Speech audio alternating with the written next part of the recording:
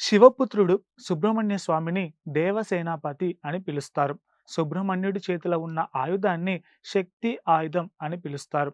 ఈ శక్తి ఆయుధానికి రెండు విశేష గుణాలు ఉన్నాయి. ప్రథమో జ్ఞాన శక్త్యాత్మ అంటారు. ఈ ఆయుధాన్ని జ్ఞాన శక్తాయుధం అని పేరు. జ్ఞానము, శక్తి రెండు ఈ ఆయుధంలో నిక్షిప్తమై ఉంటుంది.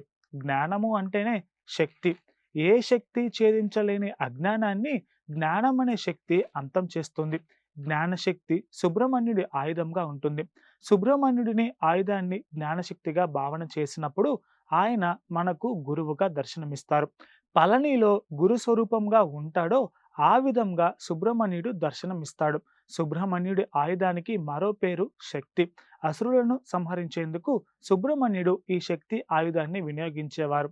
అందుకే భగవద్గీతలో సేనానీనాం అహం స్కందః అని చెబుతాడు కృష్ణ భగవానుడు. చెల్లాచెదురైన సేనలను సమీకరించి ఒక్కటిగా చేసి ముందుండి నడిపించగల సమర్థుడు అని అర్థం.